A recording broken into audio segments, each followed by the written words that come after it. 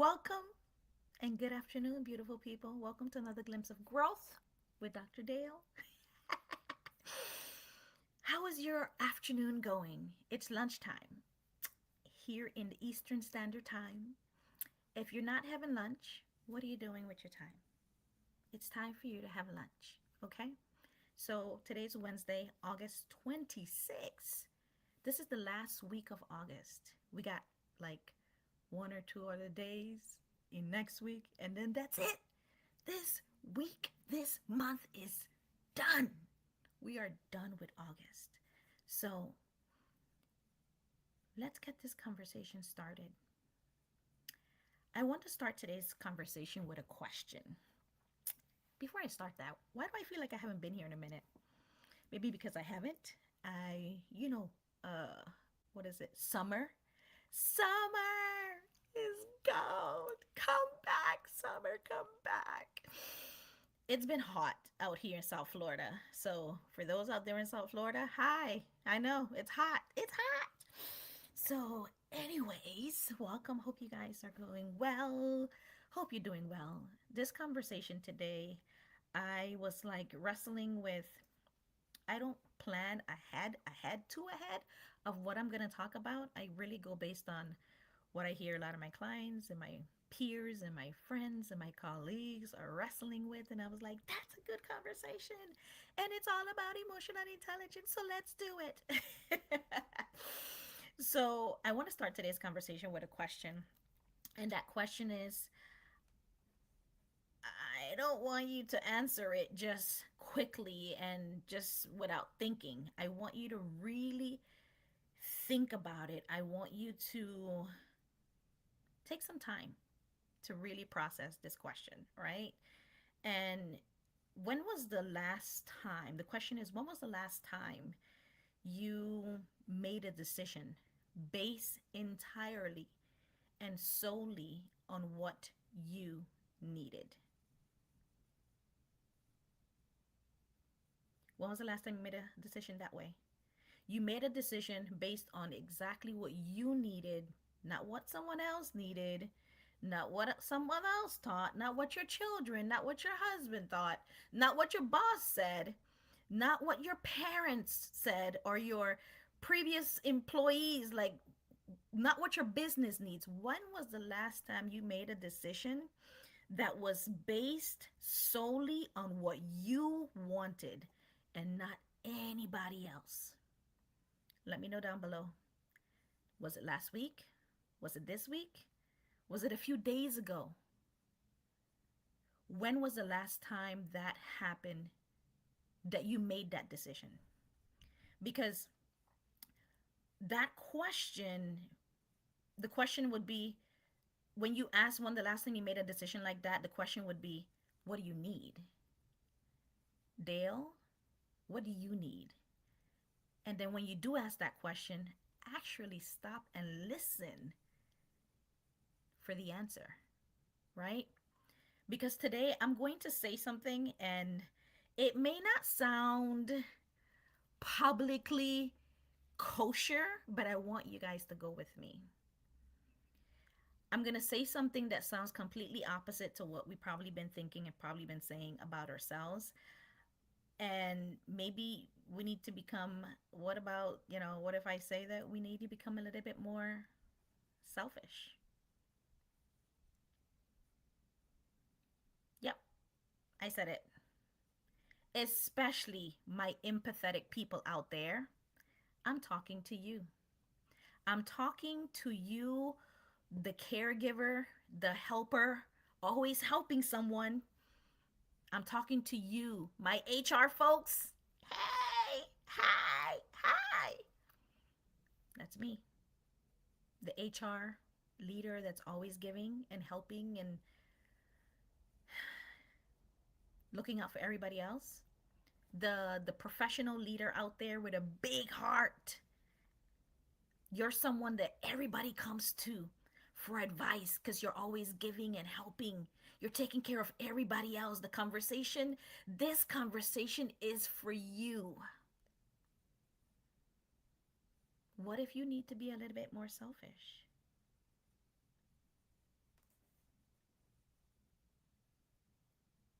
Now, before I get some kind of clips out there that says Dr. Dale told me to be selfish, I want you guys to say it with context. Let me explain. I'm not talking about selfishness that disregards other people. No, no, no. I'm talking about selfishness that becoming more selfish enough to stop disregarding yourself.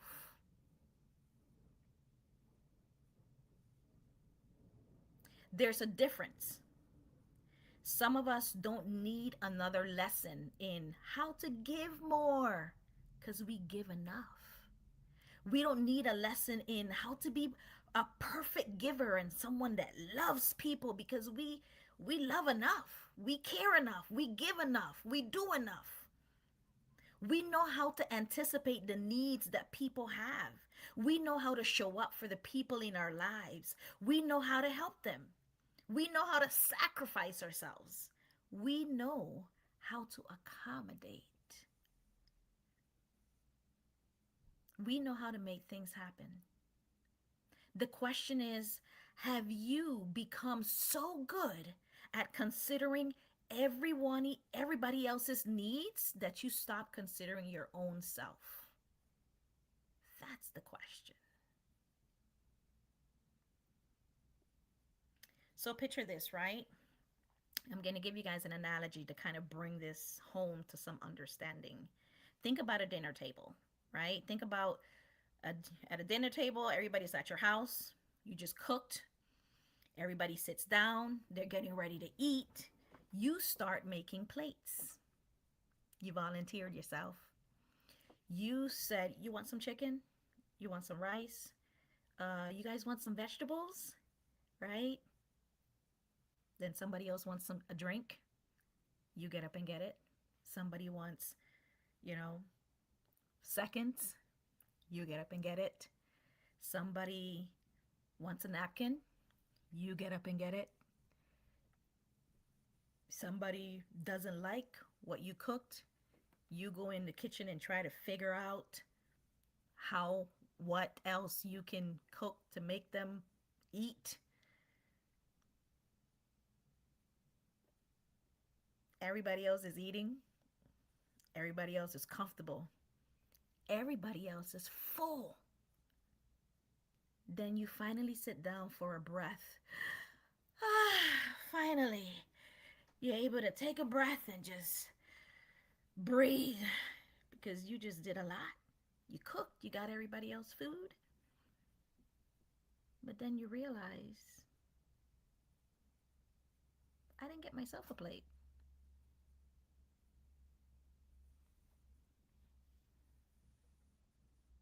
You didn't get yourself a plate. And that's how many of us are living.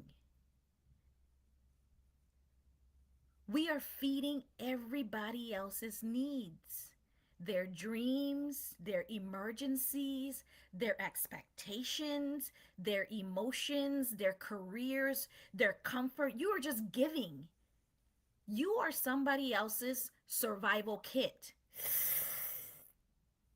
That was good, y'all. Write that down for me, you guys. That was good. That was good, Dr. Dale.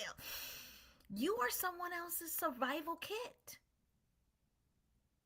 So hear me clearly when I say that I'm not asking you to stop feeding the people you love. I'm asking you to finally make yourself a plate. Finally make yourself a plate. That's what I'm saying. Right? This is where emotional intelligence comes into play so beautifully because emotional intelligence is vital, it's important, right? We talk about empathy. We talk about just being compassionate for the other person. And I mention all of those people out there, all of you out there, that you are very good at that. You don't need to learn how to give anymore. You give enough. You give enough, right? And you know who you everybody out there, you know who I'm talking to. If this is for you and it's landing, let it land and sit. We talk about empathy like more like it's is always better, right? But empathy without boundaries can become exhausting. If you don't have a boundary line to all of that giving and all that helping and loving people and doing and helping and giving, if you don't have a boundary line to that, guess what will happen? And this is not only research, this is not only knowledge, right? This is experience. Experiencia. I've had a couple of those quite a bit, especially when you're naturally sensitive to other people's feelings and their emotions and what they need, and you want to accommodate everybody.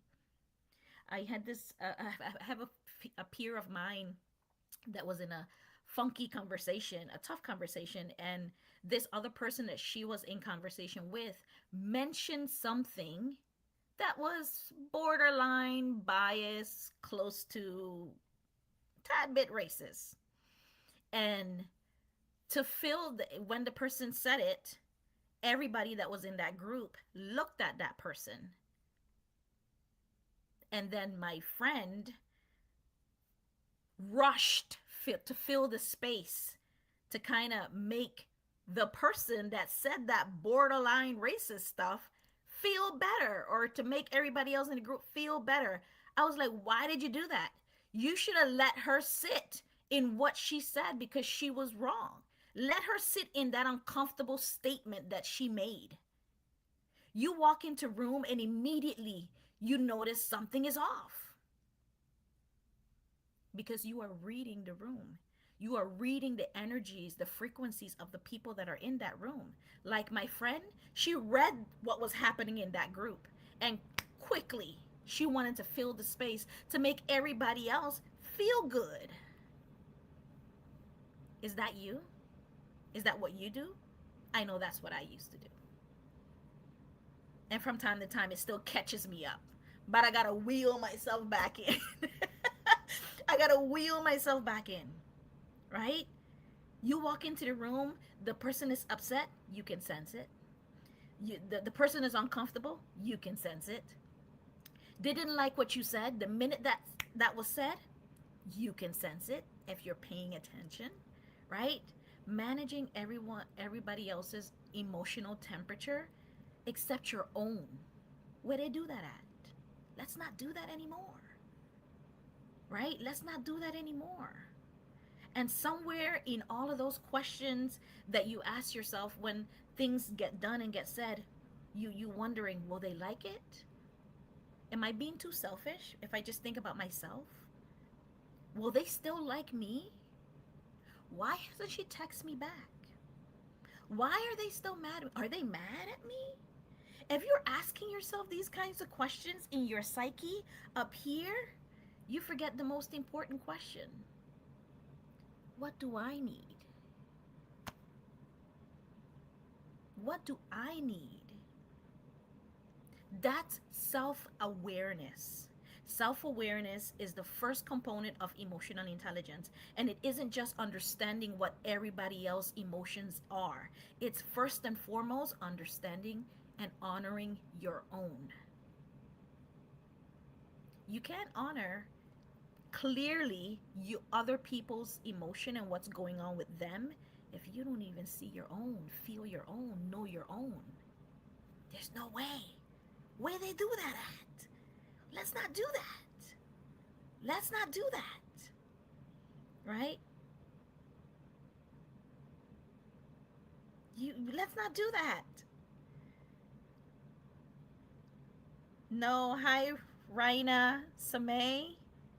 I know I can't see you, but if you type, I can see your comments. I can see your comments. So thanks for passing through. Thank you. So here's another question. What belief have you attached to putting yourself first? Maybe one that you have learned. Good mothers sacrifice themselves, right? Good wives, good husbands sacrifice themselves. Good leaders are always available. Always. You know what always means? Always?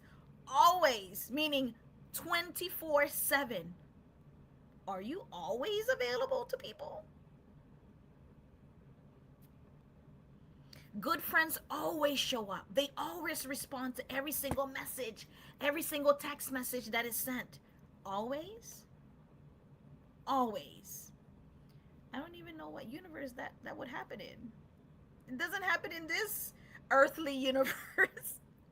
And if it's happening in your universe, your world, then you have to question that friendship. Good employees never say no. Never? Never. They never say no? Seriously? So you want a bunch of yes people around you, right? Strong people don't help. Strong people don't need help. Maybe nobody explicitly told you that, but somewhere along the way, you learned it. And now resting feels like guilty. How many of you out there, I know myself included, is every single time you go and when you decide you're gonna rest or not do anything or sit down and watch something, you feel like you're not being productive. Saying no feels like you being mean. Having boundaries feels uncomfortable. It's not a bad thing, it's just unfamiliar to you because you've never done it. Choosing yourself feels selfish and even fun. Having fun can feel like you're being irresponsible. No. Have you ever been relaxing and suddenly a thought comes into your mind and you say, man, I shouldn't be doing this. Maybe I should get up and do something else and and look productive.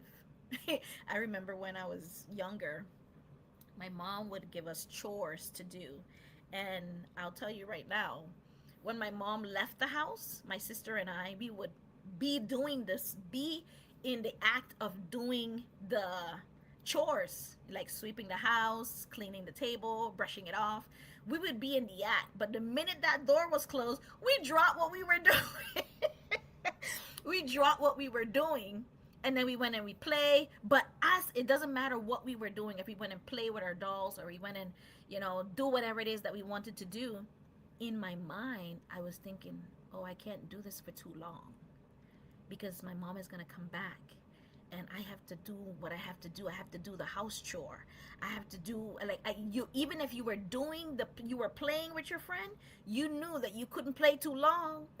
I knew I couldn't play too long because mommy's gonna come back. Mom is gonna come back and she's gonna figure out that we didn't do our chores. So why can't you just sit there? Why can't you just do nothing?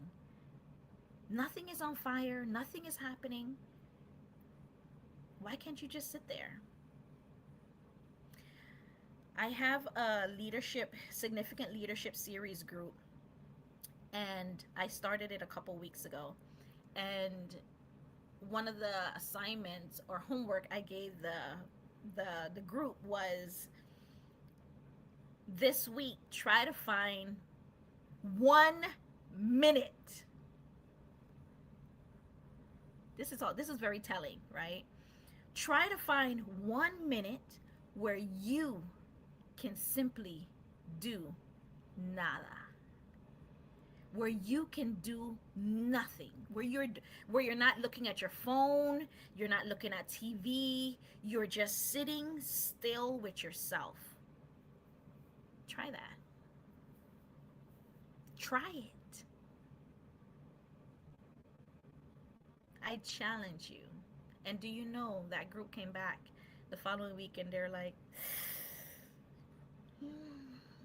we couldn't find. I said, you couldn't find 1 minute. That tells you a lot. We're just going.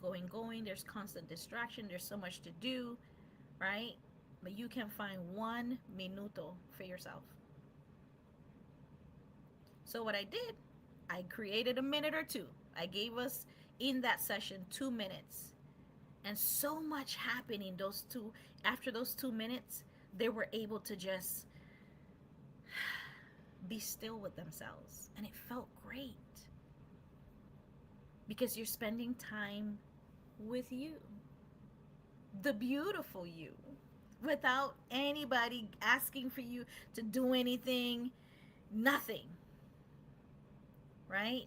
So I want you to notice which one of these makes you say, ouch, when I list them, right? Maybe you need to become more selfish about what? What falls off of your tongue?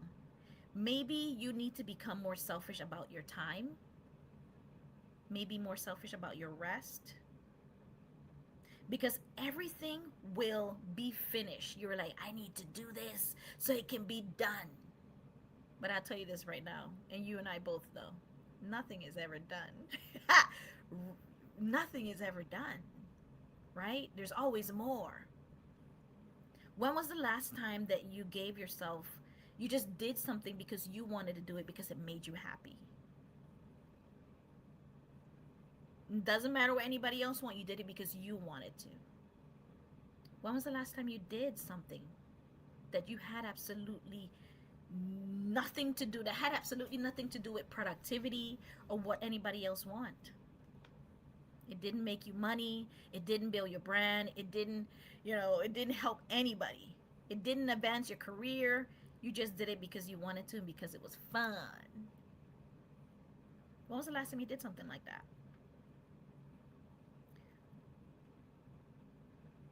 So rest, fun, taking it easy. Maybe it's taking it easy. Some of us have become so accustomed to struggle that when something feels easy, you question it. You're like, wait a minute, doctor, no, that's not right. You don't trust it. We think it can be that simple. Can it be that simple? Who said it can't be? Right? Maybe you need to become more selfish with your time. Just because you have 2 hours available doesn't mean doesn't mean somebody else automatically gets them. Stop giving away your time for free. Stop giving away your time just because you have it available. Availability isn't obligation. Maybe it's you need to be more selfish with your dreams. You spent years supporting that person's dreams, everybody else's vision. When are you going to become a little bit more selfish about yours and pursuing your own? Maybe you need to become more selfish with your peace. Oh, peace is priceless. Peace is priceless. You don't have to attend every meeting, every conversation, every argument you are invited to. You don't have to correct everybody. You don't have to understand everybody. You just, it doesn't mean you could try, but if it don't happen, you just have to let it go. You don't have to correct everybody else's misunderstanding. You don't have to force them to understand you. You don't have to over explain yourself. Stop doing that.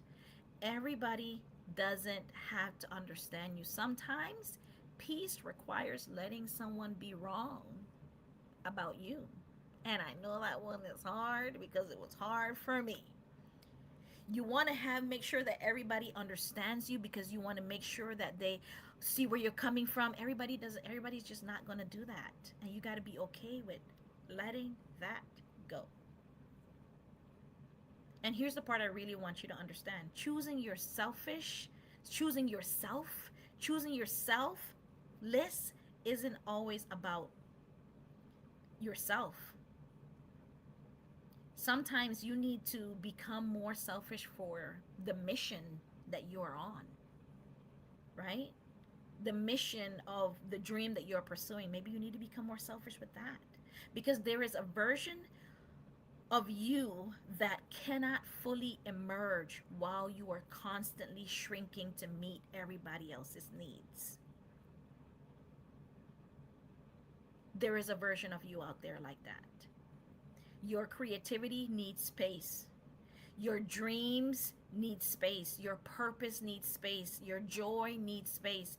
You need space. And maybe becoming fully yourself requires disappointing a few people. And that's okay. That's okay. Disappointing a few people and a few expectations that were never yours to carry in the first place. Maybe that's the route that you need to go. There's a quote by Audre Lorde, who was an American writer, a professor, and a philosopher. And she said, caring for yourself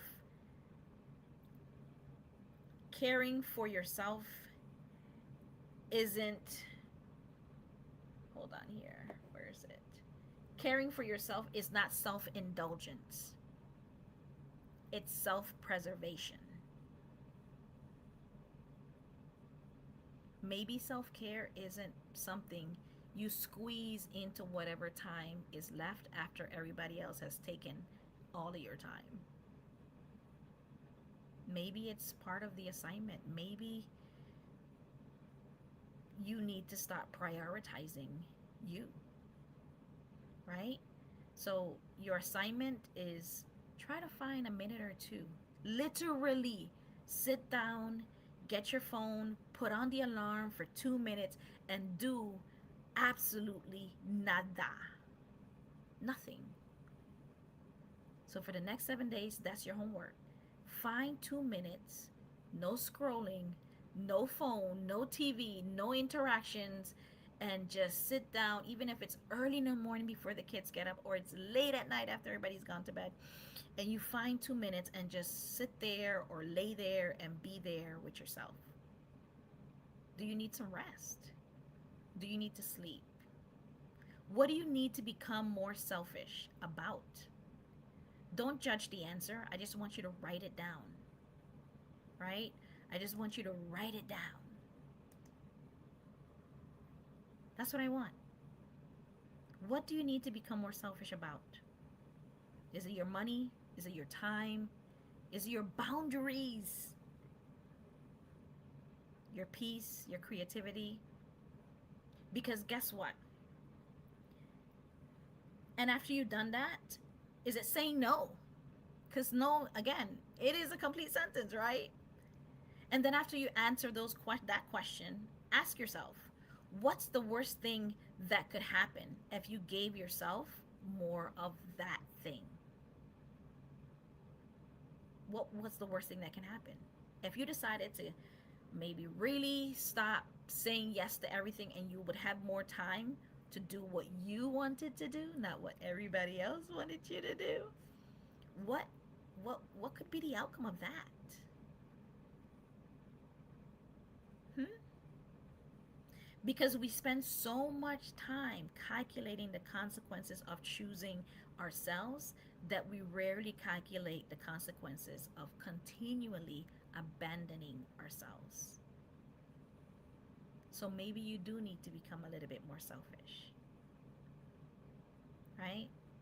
And as we close out this entire month, the conversation has been about this is National Wellness Month.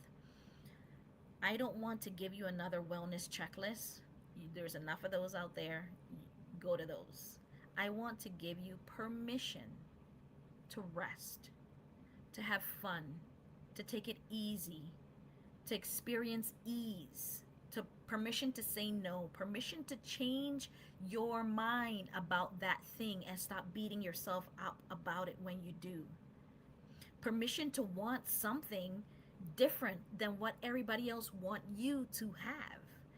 I want to you don't need my permission, but if you need a permission, I'm giving you the permission. Permission to stop over explaining yourself.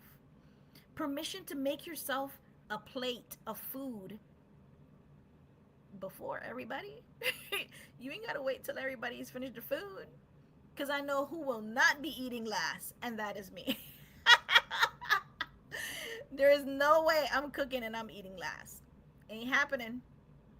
Permission to become fully you is waiting on you.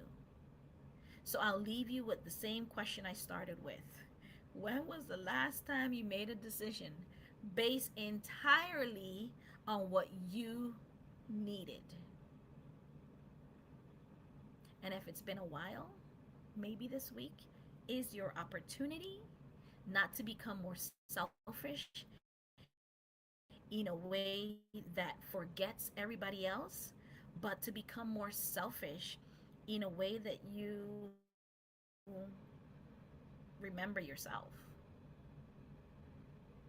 Because wellness isn't always adding another healthy habit.